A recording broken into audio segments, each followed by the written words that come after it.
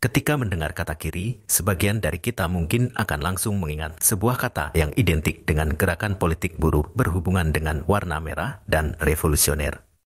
Di Indonesia, corak politik ini dimiliki oleh sebuah partai kontroversial yang telah dilarang, yaitu PKI. Gerakan politik kiri di berbagai belahan dunia bergeser dari kekuatan politik elitis menjadi tren pemikiran, gaya hidup, dan perjuangan kalangan akar rumput. Banyak dari kaum muda saat itu, atau bahkan hingga kini, yang memiliki obsesi terhadap ciri khas para tokoh sosialisme. Namun, perlu dipahami lagi, di Indonesia sendiri, komunis terkenal sebagai partai yang gemar melakukan kekerasan. Di Indonesia, puncak dari radikalisme PKI adalah penculikan jenderal-jenderal besar yang dimasukkan ke dalam lubang buaya. Sebenarnya, itu bukan pertama kalinya partai komunis menggunakan kekerasan. Jika kita melongok pada catatan-catatan sejarah PKI, banyak tindakan kekerasan yang pernah dilakukan oleh PKI kepada lawan-lawan politiknya. Berikut adalah beberapa contoh tindakan kekerasan atau gerudukan-gerudukan yang pernah dilakukan oleh PKI. 1. Penyerangan pesantren Tempurja. Sehari sebelum pemberontakan Madiun, pasukan komunis dalam jumlah besar menyerang pesantren di Tempurja dan Walikukun dan sekaligus mendesak Laskar Hizbullah keluar dari sana. Selama PKI menguasai daerah tersebut, Laskar Pesindo dan pasukan militer pro-PKI melakukan pembantaian besar-besaran terhadap para kiai, ulama, santri, kaum nasionalis, dan pamong praja. Di antara korban-korban tersebut ialah Kiai Haji Dimayati, Ketua Masyumi, dan Sabilillah Sektor Cabang Ngawi, dan Suwandi pemimpin Muhammadiyah setempat. 2. Tanggal 18 September 1948. Pada tanggal 18 September 1948, komunis melakukan pemberontakan di Madiun terhadap Republik. Kaum pemberontak komunis membunuh banyak tokoh PNI dan Masyumi termasuk beberapa kiai ternama.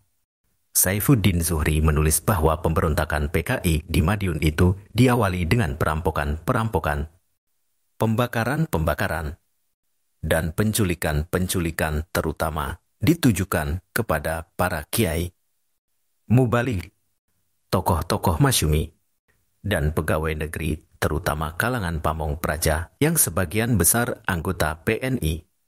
Saat komunis tengah memberontak di Madiun ini, mereka merebut Madiun, Magetan, Ponorogo, Pacitan, Trenggalek, Ngawi, Purwantoro, Sukoharjo, Wonogiri, Blora, Pati, Cepu, Kudus, dan kota lainnya. Mereka menyerbu pesantren dan membunuh banyak kaum muda muslim dan kiai. Mereka juga menyerang para pejabat daerah, polisi, dan kalangan militer. Kiai Imam Mursyid Mutakin yang berusia 28 tahun dan merupakan seorang pemimpin tarekat Satariyah adalah salah satu korban mereka, tetapi jenazahnya, seperti jenazah-jenazah korban lain, tidak pernah ditemukan. Pesantren yang dia pimpin, Takeran, dibakar habis. Di Magetan, salah seorang murid pesantren yang dipimpin oleh PKI memerintahkan penangkapan sang kiai. Di sana, kaum komunis membakar 72 rumah di Kauman dan menculik semua laki-laki. 3. Teror Losari tahun 1960-an. 1 bulan setelah deklarasi Bogor, sekitar 3.000 orang PKI dan buruh tani Indonesia dikabarkan menyerang tempat kursus indoktrinasi yang diselenggarakan oleh PII atau Organisasi Pelajar Sekolah Menengah Islam. Di Kanigoro, Jawa Timur, beberapa pelajar dipukuli.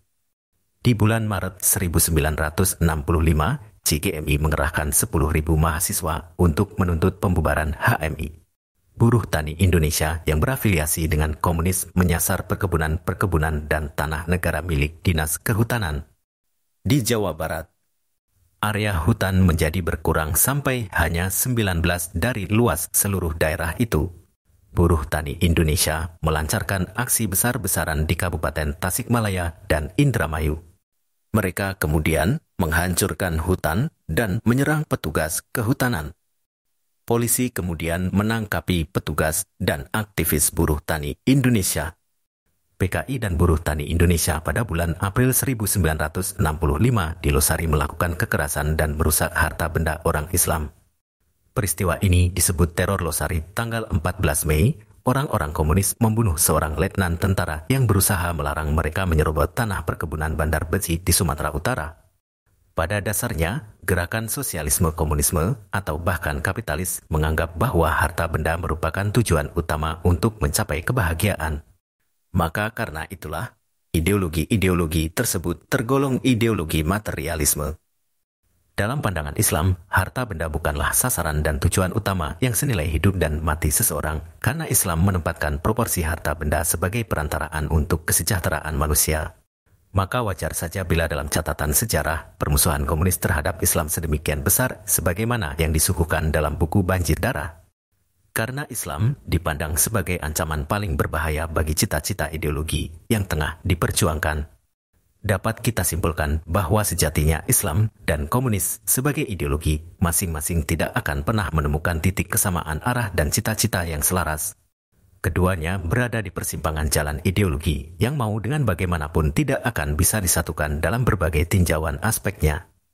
Islam menekankan bahwa kehidupan yang sejati hanya akan terwujud dengan pengimplementasian pedoman ilahi yaitu Al-Quran dan Sunnah secara sempurna, sedangkan komunisme memandang bahwa agama adalah candu yang merusak. Agama mengajarkan kaum fakir miskin yang bekerja keras supaya menyerahkan hidupnya dan menyabarkan dirinya dalam dunia ini, dan menghibur mereka dengan harapan akan ganjaran surga. Bahkan agama kerap kali dijadikan alat untuk menghisap kekayaan orang lain, para pemuka agama yang hidup bermewah-mewahan dari hasil memeras keringat para umatnya. Islam memandang bahwa kesejahteraan manusia akan terwujud bila kaum pemilik modal dapat menunaikan kewajibannya terhadap kaum buruh.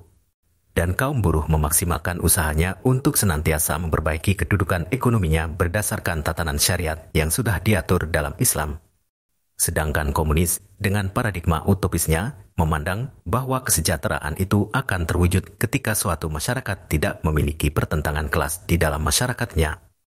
Terima kasih telah menonton video ini. Sebagai penutup, penting untuk diingat bahwa dunia ini penuh dengan beragam pandangan dan ideologi. Namun, terlepas dari perbedaan pandangan, kita semua memiliki impian dan harapan untuk menciptakan dunia yang lebih baik. Jangan ragu untuk berbagi pendapat dan pandangan Anda di kolom komentar di bawah ini, dan jangan lupa untuk berlangganan channel kami agar tetap terhubung dengan konten-konten menarik lainnya.